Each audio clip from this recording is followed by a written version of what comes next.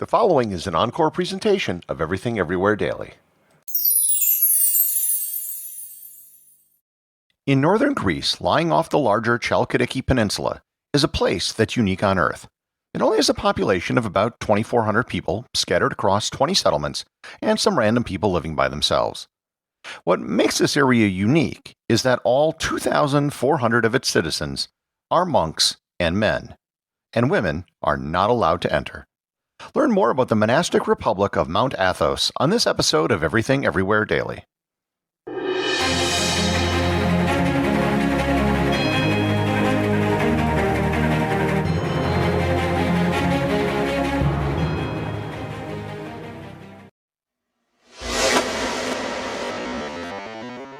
As you might expect from most places in Greece, there's a lot of history around Mount Athos.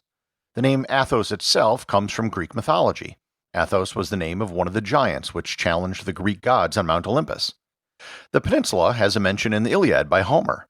Herodotus mentions that the entire Persian fleet was destroyed off its coast in the year 492 BC, sinking 300 ships and killing 20,000 men. The Persian king Xerxes I tried to cut a canal across the peninsula to let his ship through to avoid the rough seas off the peninsula's tip. After the death of Alexander the Great Greek architect Dinocrates had toyed with the idea of carving the entire mountain into a statue of Alexander in a reclined position. But none of these things from the ancient world are what Mount Athos is best known for. Mount Athos is known for being home to Orthodox Christian monasteries. The Christian legend surrounding Mount Athos is that the Virgin Mary was traveling from what is today Jaffa, Israel, to Cyprus with St. John. They were blown off course and landed on the shore of Mount Athos. She thought it was so beautiful that she asked God to make it her own garden. From that moment, the peninsula was dedicated to Mary, and as such, it was out of bounds to all other women. When Christians actually arrived on the peninsula is unknown, but it was probably around the 3rd or 4th century when there were still pagans living in the area. The Islamic conquest of Egypt in the 7th century closed many of the Orthodox monasteries there, and monks from those monasteries found a new home on Mount Athos. The number of monasteries on the peninsula grew over time, and in the 9th century, a decree by the Byzantine Emperor Basil I declared that it was a place of monks and that no lay people were allowed. Emperor Leo VI referred to Athos as, quote, the ancient seat of the Council of Elders. The political rulers changed over the centuries, but the peninsula remained monastic. When it was controlled by Catholic rulers in the 13th century after the Fourth Crusade, there was a brief period where there was a Catholic Benedictine monastery, but that didn't last very long. The one event during the Middle Ages which is of note is called the Catalan Vengeance. The area was raided by mercenaries from Catalonia in the 14th century. As such, anyone from Catalonia was banned from stepping foot on Mount Athos until the year 2005, a period of almost 700 years. With the collapse of the Byzantine Empire, the Islamic Ottoman Empire eventually took control of the region. For the most part, the monasteries were left alone, and some sultans even financially supported them. The monks in turn recognized Ottoman rule. However, by the 17th and 18th centuries, relations soured with the Ottomans. Taxes were raised on the monks and property was seized. This caused a shift in the way the monasteries operated. They shifted from cenobitic monasticism, which is communal ownership of everything, to idiorhythmic monasticism, which is basically living like a hermit. This was an economic measure to ensure the survival of the monastic way of life on Mount Athos. The peninsula saw a resurgence in the 19th century with support from the Russian royal family. In fact, the number of monks grew to a peak of almost 7,000. In 1912, the Ottomans were pushed out by the Greek navy, and Mount Athos became part of Greece. Mount Athos mostly avoided the turmoil of the 20th century. Hitler gave a personal guarantee of protection in World War II. During the Greek Civil War, which came after, the communists also left the peninsula alone. The Greek constitution gives special mention to Mount Athos. In Greek, it's known as Agion Oros, which simply means Holy Mountain. The official name is the Autonomous Monastic Republic of the Holy Mountain.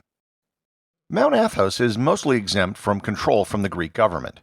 They live by the monastic law which has ruled the region for centuries. The Greek parliament ratified this self-rule decree, which was originally established by Byzantine emperors. There are currently 20 monasteries on the peninsula. 17 are Greek, 1 is Bulgarian, 1 is Serbian, and 1 is Russian. Greek is the working language between the monasteries, but Bulgarian, Serbian, and Russian are spoken inside those monasteries. The entire peninsula is run by what is known as the Sacred Community. It is representatives from each of the 20 monasteries. All 20 monasteries are run under the Cenobitic system, where all the property is communal, and each monastery is run by an abbot who is elected by the monks for life. All non-Greek monks are granted Greek citizenship when entering their respective monasteries. The titular head of Mount Athos is the Patriarch of Constantinople. Mount Athos is one of the few places in the world which still uses the Julian calendar. They use a revised Julian calendar, which is, as of now, on the same date as the Gregorian calendar, and here I'll refer you to my episode on that subject. Of course, the thing that gets the most attention about Mount Athos is its prohibition on women. The prohibition is extremely wide-ranging. They don't just prohibit women, but the females of any domesticated animal species as well, save for cats and chickens. And this has been the rule on Mount Athos for over 1,000 years. There have been occasions when women have been on Mount Athos. In the 14th century, the Serbian king Stefan Uros IV sent his wife, Helen of Bulgaria, to avoid the plague. She was admitted, but she was not allowed to touch the ground. She spent 3 months in Mount Athos, moving around, carried by her staff.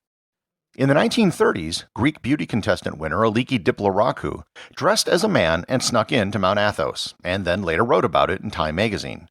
In the 1920s, French writer Maurice Chaussy snuck in and also wrote about her experience.